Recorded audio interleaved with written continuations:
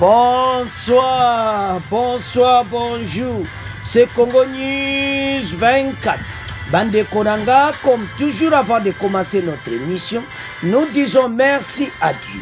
Nous disons merci à nos chers abonnés et téléspectateurs qui nous suivent partout dans le monde et en RDC. Bande Konanga, soyez les bienvenus. À la une, chers téléspectateurs, réunion stratégique sur la guerre à l'Est et sur la trêve USA-Union européenne. Tous à la connecter, peut-être développer mon émission. Deuxième point, chers téléspectateurs. Oh, Balubaka, Somo Bande Konanga. USA recommande une trêve humanitaire de 2 semaines au front Bandeko pour traiter na accord à Luanda. Est-ce que Ekosalam? Est-ce que vraiment accord à Luanda kozala na application semaine oyo?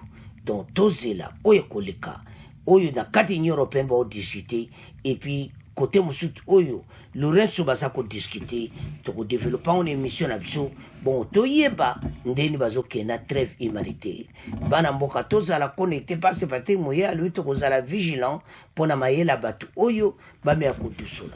Alors tout développer ensemble tout tika on a bino to komo kende na émission na biso. Chers téléspectateurs, émission na biso bandi et comitant to sola ensemble masolo ya mboka. Bande kotoko bande mission na biso avec réunion stratégique oyo salamaki bande konanga na monga lema oyo mokonza mboka président qui na ministre ya défense bande kozaki somo et puis après ayeko sa sur la ministre de l'intérieur na ministre de défense na ministre affaires étrangères na yemo Patrick Muyaya masolo ezalaki ya kosakana te pona koyeba la situation à l'est ndeni bako avancer na. Alors pourquoi bakutana? Parce que d'abord ezali oyo le cas pour le moment ndeni tokuku récupérer ba territoire wana parce que jusque là gouvernement na biso peuple aza ko déclarer mabe et puis peuple yo sala bango mawa et yo sala bango bienti. Alors gouvernement maintenant juba mesure nécessaire à quoi attaquer bango et puis soko tali maintenant USA na Union européenne ba telemi peno yo ka kosakana te ete batu oyo basangana pona trêve oyo baomba pesi. Alors maintenant baza kosenga gouvernement na biso gouvernement Rwanda baza kosenga ete bitumba batika trêve oyo annoncé ete kota tina makambo ya processus ya Rwanda. Alors ezo sala pena bienti soko otala gouvernement na biso donc ezo sala mao tokoyoka Patrick Muyaya ko expliquer. Le président Félix Tshisekedi a présidé ce vendredi 5 juillet au palais présidentiel de Mongalema une réunion stratégique consacrée, je m'excuse, aux questions urgentes concernant la sécurité dans l'est du pays et la trêve humanitaire proposée par les États-Unis.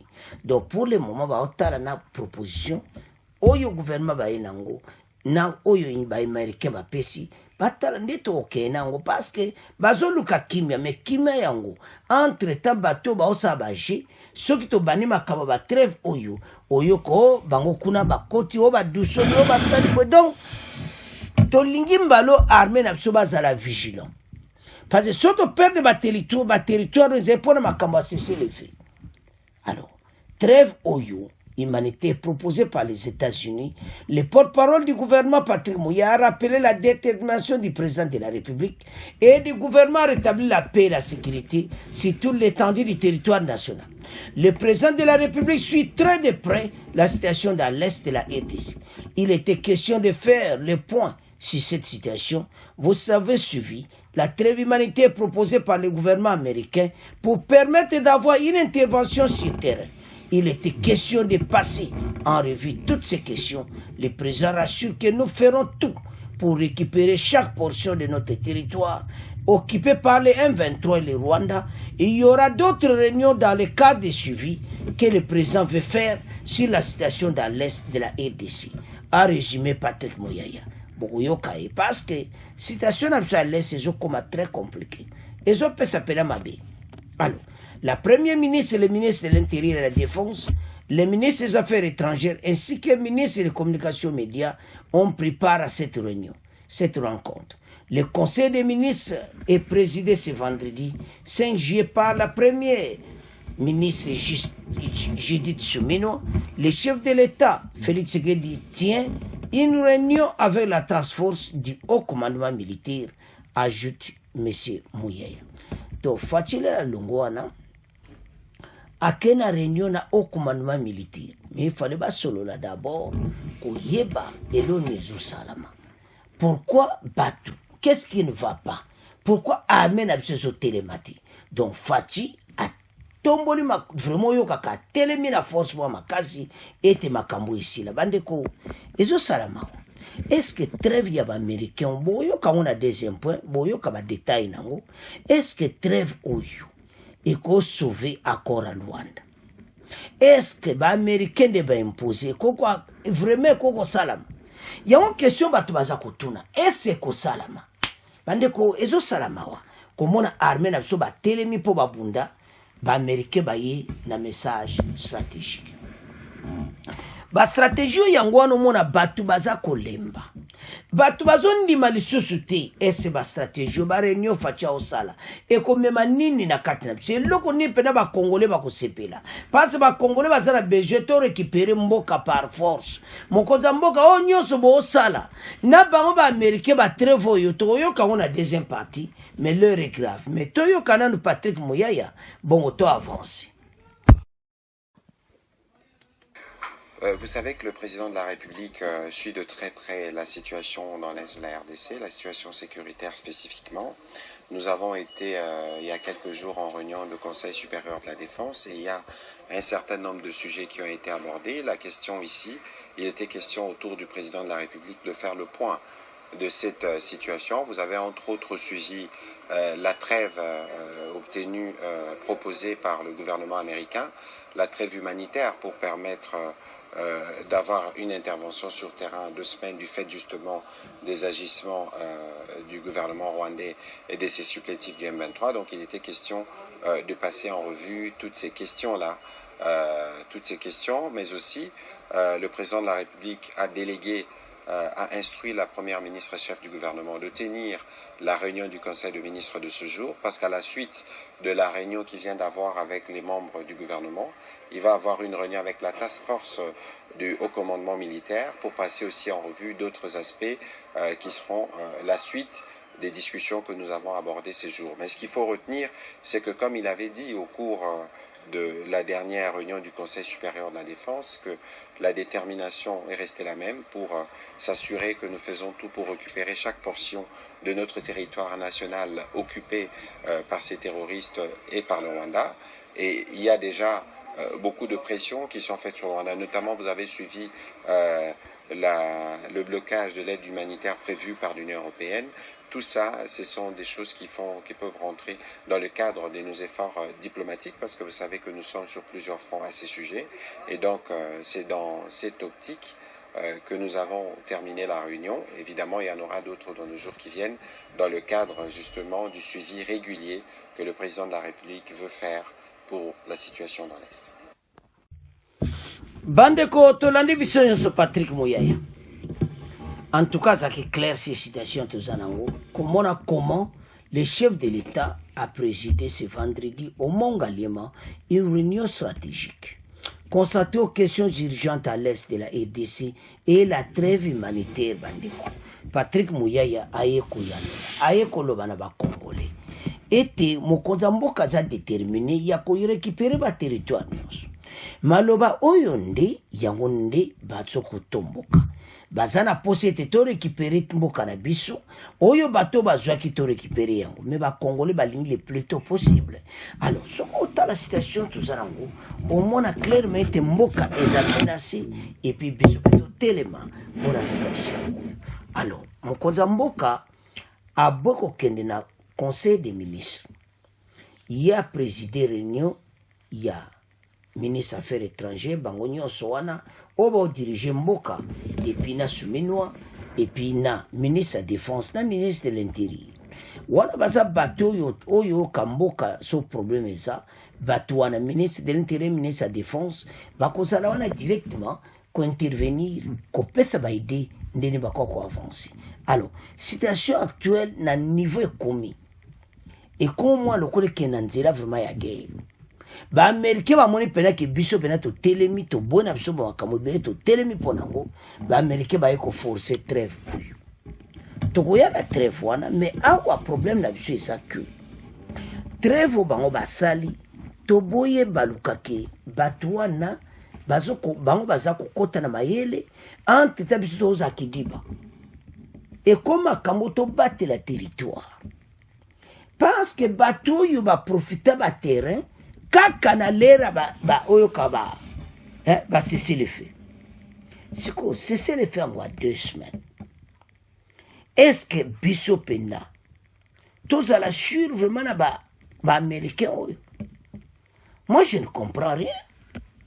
Bazana monga liema gouvernement na bato na ye tout ça et maintenant message eza kobimeza que bango barespectaka yango ti kaka biso to respectaka siko baoke na gero ndenge nini botala situation tozala ngo bozomona tete gero oyo eza lokola sens moka biso tobundaka bango bavandaka non ekometa totelema mpona mboka tobenga na bato nyonso bameya komenase mboka biso totelema mpona trêve oyo.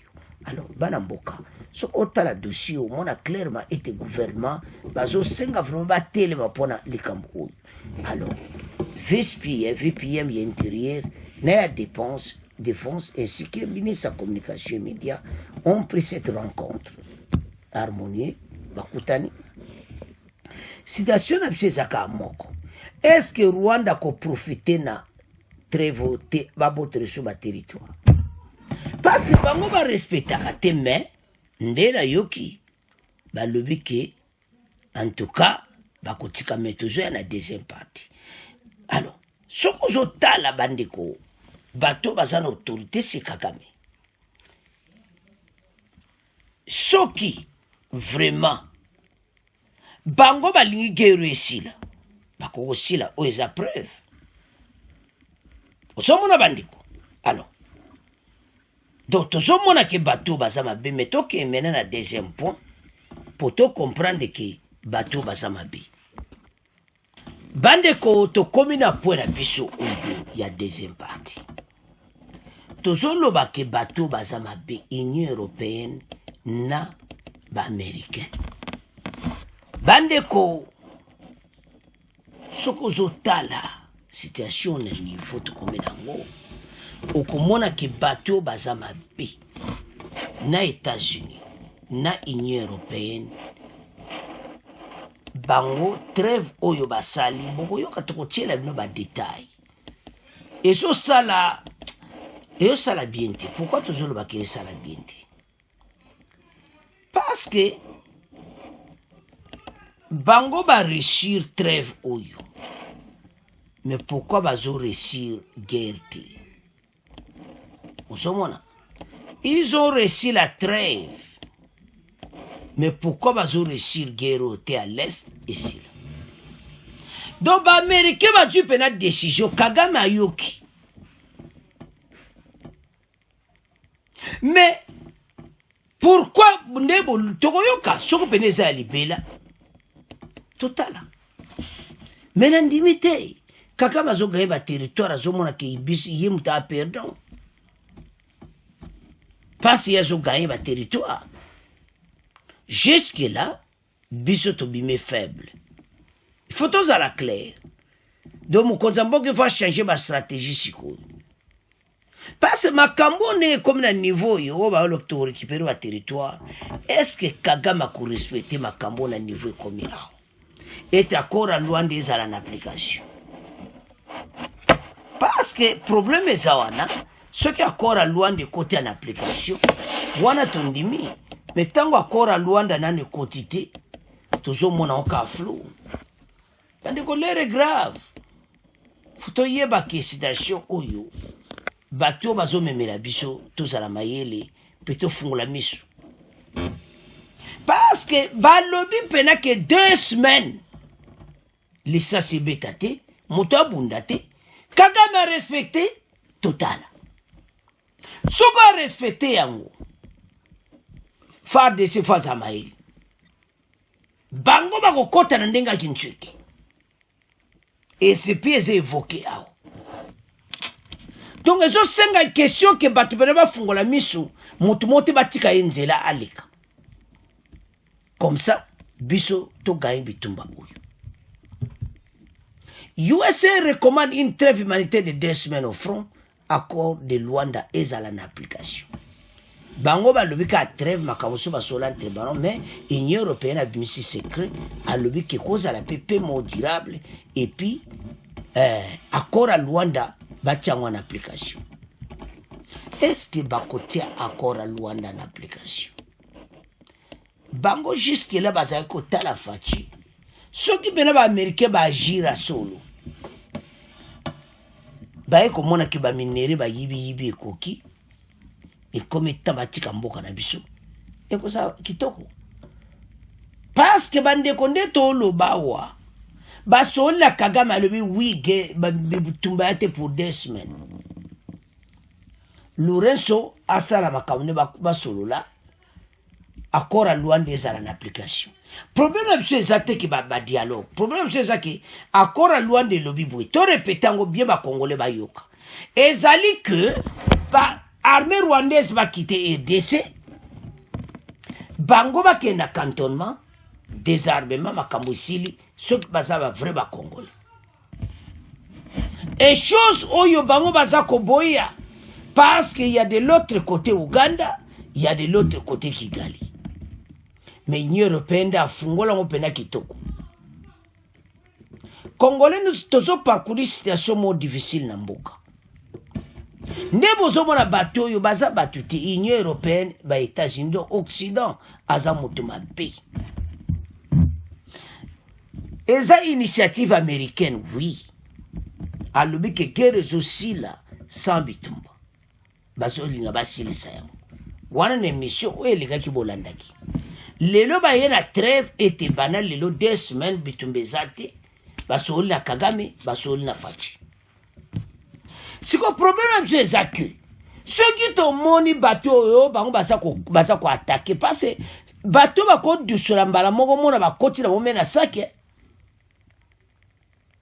gouvernement a fungola miso ya umu konza moya que non c'est la réunion moko stratégique na ba haute cour na haute mine conseiller supérieur à armée na biso to lingi mbalo RRT ba cesser le feu ya ngonde mboke ke ceux qui va cesser le feu ote mbele lelo kibumbe keke rumangabo ba mboka na to ekete ruchuru pene ke ipona ba cesser le feu masisi ne le biso to yeko lamuka to yeko mona te bato ba sa ba aventure na ba américain na ba européen. Bande ko situation Kagame zo koma mobulu bozo na mission zo koya. Gouvernement britannique ko supporter pour battre pese bambongo so 120 millions ya ba réfugiés. Gouvernement Angleterre va changer.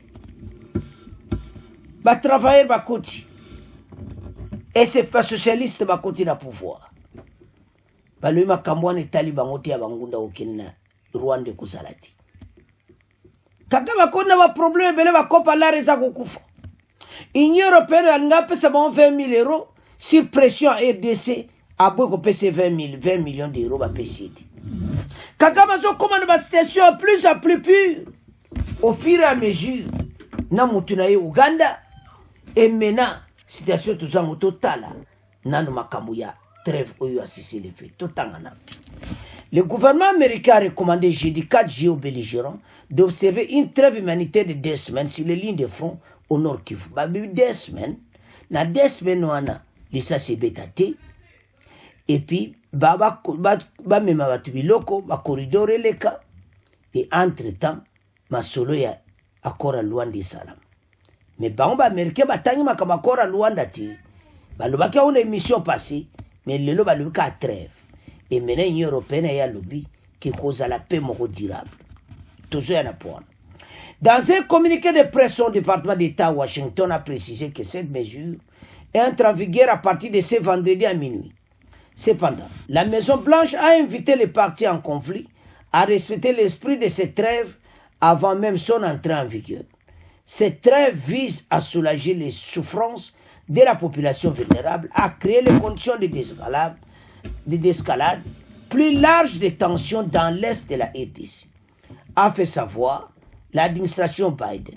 La situation humanitaire au Nord Kivu est désastreuse, à peu près de 3 millions de personnes déplacées internes dans la province, a souligné la Maison-Blanche.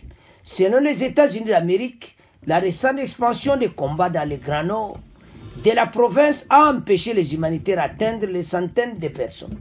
Selon les États-Unis d'Amérique, la récente expansion des combats dans le Grand Nord de la province a empêché les humanitaires, des centaines de milliers de déplacés autour de Kanyabayonga, alors que les mêmes combats ont forcé plus de 100 000 autres personnes.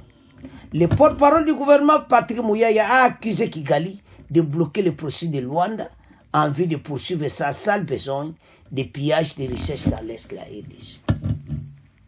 Awa ezama kame bali toko développer soki pena bandimi yango c'est-à-dire ba minelo ba yibi ba moni ke pena couple mo simbi isili parce que problème est guerre ezane ba minere alors maintenant ba pesi bango 2 semaines mais Tolanda nde ba américain ba confirmer et puis to yo que Union européenne denga lobieti trêve oyo kozala permanent bitumba kozala shooté accord à Luanda ekota en application bongo to avancé soki accord à Luanda ekota en application wana tondimi ke gouvernement pena sali boulot mais en tout cas tozala misoka parce que makambo oyo o ba lalise bapongi liboso mbalo ekosala te on n'acceptera pas Tolanda biso nyonso. Bonsoir. Au Nord Kivu, les partis au conflit armé opposant la RDC à la rébellion du M23 sont appelés à observer dès ce vendredi à minuit une trêve humanitaire de 2 semaines. L'annonce vient du gouvernement américain. Dans un communiqué officiel rendu public hier jeudi, la Maison-Blanche dit saluer cette trêve dans laquelle se sont déjà engagés les partis impliqués. Bernardin Nyangi. La situation humanitaire en Nord Kivu est désastreuse, avec près de 3 millions de personnes déplacées internes, indique la Maison-Blanche dans ce communiqué. Selon les États-Unis, la récente expansion des combats dans le grand nord de la province a empêché les travailleurs humanitaires d'atteindre des centaines de milliers de personnes déplacées. Pour sa part, le gouvernement congolais confirme la trêve humanitaire de 2 semaines obtenue par les États-Unis d'Amérique dans la crise de l'Est du pays. Cet arrêt des hostilités qui intervient ce vendredi 5 juillet à minuit doit permettre les retours volontaires des personnes déplacées et à fournir au personnel humanitaire un accès sans entrave. Dans une interview accordée à Radio Kapi, le ministre de la Communication et porte-parole du gouvernement indique que la RDC compte sur la vigilance des FRDC et les mécanismes mis en place par le gouvernement américain pour faire le monitoring sur l'effectivité de l'observance de ces mesures par la partie rwandaise. Patrick Muyaya Katembwe répond ainsi au micro de Blaise Shindani Kambala. Oui, je confirme la trêve obtenue par la Maison-Blanche dans le cadre justement de l'urgence humanitaire dans l'Est de la RDC. Comme vous le savez, il existe une initiative portée par Avril Haines, qui est la chef des services d'intelligence américains, qui a été dans la région pour voir les 2 chefs d'État. C'est donc dans le cadre de ces mécanismes qui visent notamment la désescalade entre les 2 pays qu'une trêve a été obtenue pour permettre justement d'apporter l'assistance et l'appui humanitaire aux populations qui sont décimées par tous ces conflits et par les attaques répétées de l'armée rwandaise. Quelle garantie pourra avoir la RDC pour savoir que cette trêve est respectée même de l'autre côté? Pour les cas en question, nous comptons sur la vigilance de nos FARDC, mais nous comptons aussi sur le mécanisme mis en place par le gouvernement américain pour s'assurer que le monitoring est assuré sur place et pour que la trêve produise ses effets dès ce jour le 5 juillet. De même, l'Union européenne se félicite de l'annonce d'une trêve humanitaire dans l'Est de la République démocratique du Congo. Cette trêve a été négociée par les États-Unis entre les gouvernements congolais et les rebelles du M23, appuyés par leurs parrains rwandais. Dans un communiqué publié ce vendredi, l'Union européenne dit espérer que cette trêve conduise à un cessez-le-feu permanent. Les détails avec Martial Papi Moukeba. Dans son communiqué, l'Union européenne salue d'abord les efforts déployés par les États-Unis d'Amérique. Elle se félicite ensuite de l'engagement de la RDC et du Rwanda en espérant que cette trêve humanitaire conduira à un cessez-le-feu permanent. Ceci pour permettre d'aboutir à une solution politique durable dans le cadre des processus de Luanda et de Nairobi. L'Union européenne déclare que la situation humanitaire dramatique dans l'est de la RDC souligne la nécessité urgente de mettre fin immédiatement à la violence. Il est également impératif de démobiliser tous les groupes armés et de mettre fin à tout soutien à ces groupes, comme le stipule la déclaration de l'Union européenne du 4 mars 2024, insiste l'Union européenne dans son communiqué. Conformément à sa stratégie pour les Grands Lacs, l'Union européenne réaffirme l'importance de s'attaquer aux causes profondes de la crise et de favoriser la coopération entre les pays de la région. En fait, l'Union européenne s'est dit déterminée à soutenir les efforts visant à instaurer une paix durable et à promouvoir le développement durable dans toute la région. Bandeko tolandi biso nyonso. O balobake yinda kaka. Et ça somme. Quand je vois tout ceci, Banamboka, ezo sala passe na ndenga mukiti. Parce que basala ba cesser les feux au liboso. Solution est les basala ba cesser les feux, on a to perdre ba moka ebeli. Est-ce que on subaya na scénario mususuti? Et ça point d'interrogation, il faut bison to tunami, tu n'as pas ce bateau bazamabe. Baza capable kana lero bazo kote ba service humanitaire, service humanitaire zo kote na minduki ba biloko ebele to éviter. Il faut gouvernement fungola miso. On n'a pas confiance aux États-Unis dans l'Union européenne. Et puis, Makamba Boui. Ce qui Kagame a respecté, c'est les faux bitumbezati. En tout cas, bateau Bazamabe. Parce qu'il peut arrêter la guerre. Bitumbezati sous-souté. Parce qu'on a un accord sur la table. L'accord de Luanda. L'Union européenne a pointé en haut très bien. Mais pourquoi tu as respecté l'accord Rwanda? Pourquoi vous avez dit Congolais? Bato bazami tema mabe. Fati fungo la miso. Baza kokosa batu. Amena biso botele mangui bokanga bafurumbo à côté wana nyonso. Vous êtes vigilant na période oyo. Parce que Rwanda jamais a respecté l'accord na bango. Bon, Mbalo a respecté comment? Parce que lui qui c'est l'homme qui gali. Ah ça d'accord. Mais il n'a pas encore confirmé de qui a monté. Mais de qui côté RDC de bandimi yango. Et c'est Kagame bandimi yango. Tout y a commencé une aventure moussous. Vous êtes très vigilant. Bas soldat na front. Bon respecter en côté. Boté les mamans fungo la miso. Bandeko. Situation de vivre pour le moment est très sérieux. Et puis le gouvernement américain, Makambaboza Soni Bonabango, ils sont capables à aussi la trêve pour corridor humanitaire et les Kakokabula Biloko. Ils ne sont pas capables d'arrêter la guerre. C'est ça, une aventure. Parce que moi, cette guerre, c'est l'avantage des Abisso à Congolais. Bato bazamite mamabe. Bambote yo kambote pena yudo zopesa fachiwa. On ne peut pas continuer comme ça. Soi-disant, ma partenaire américain européen. Soi-disant, je dis bien. Parce qu'on n'a pas de partenaires à ici. Ce sont tous les Batomabé. Ce sont tous les gens qui veulent toujours nos minéraux. Ils sont là pour leurs propres intérêts. Tant que mon pression, 20 millions d'euros, on appelle ça Kagame, donc c'est la caisse de l'Union européenne. Alors, si on a un bateau, on a un bateau qui est un bateau. me boyeba ete o tozoleka nango mikolo oyo eza nango kaka lidibi tokokóma na niveau oyo Rwanda akoka esu biso te tokóma grand de grand éléphant avec cette armée ezokokola bokoyoka.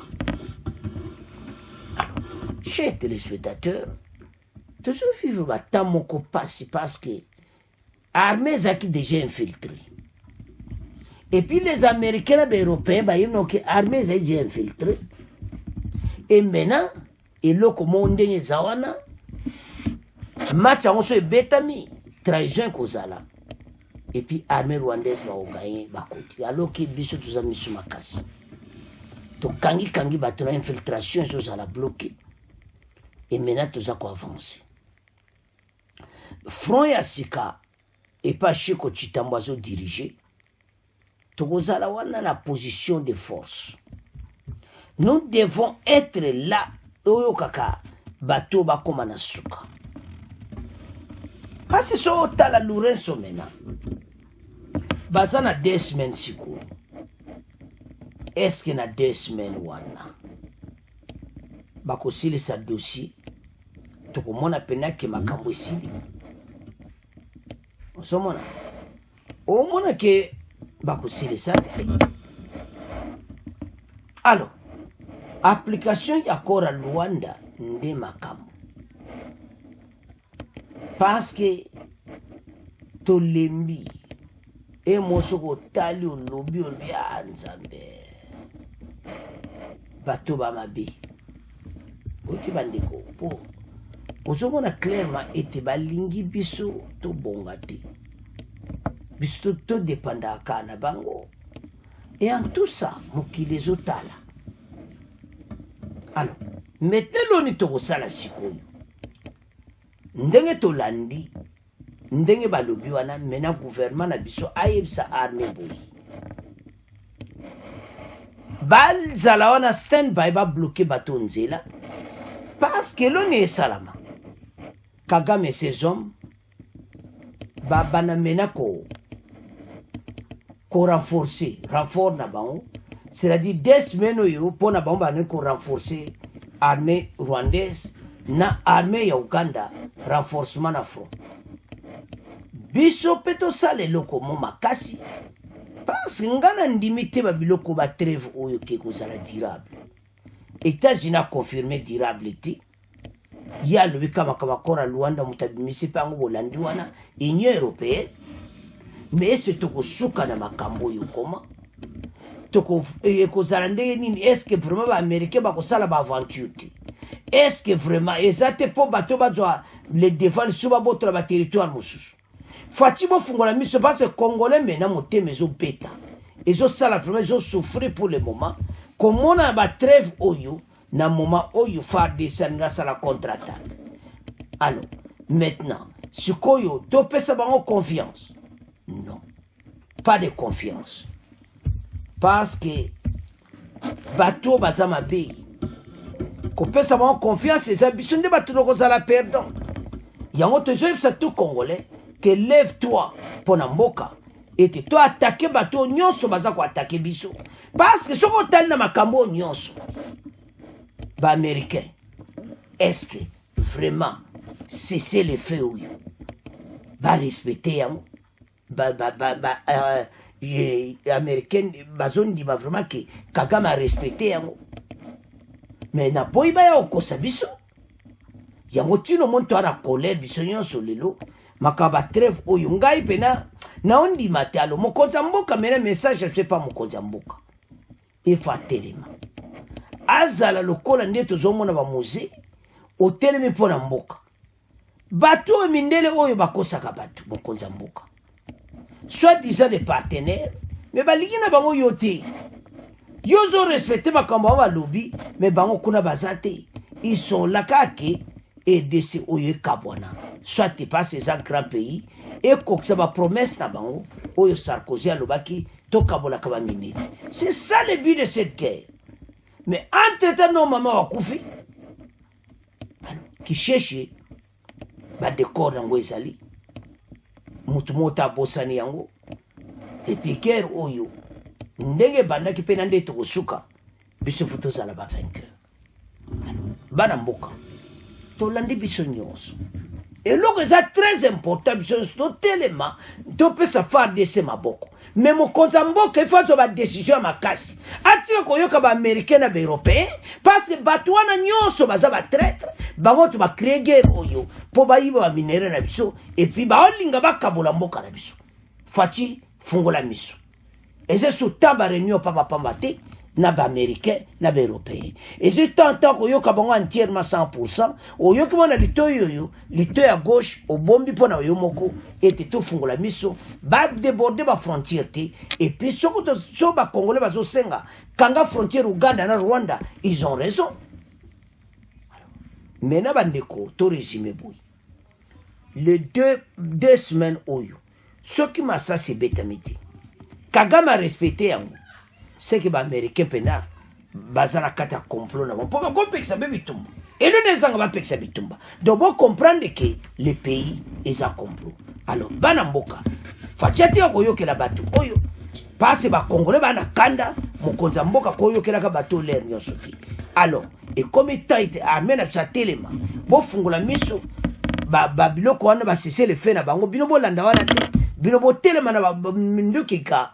Alors, so moni moyini bo beti biloko. Alors, bana mboka, c'est à ce point comment clôturer mission na biso. Bo continuer pour s'abonner massivement. Au revoir. À la prochaine.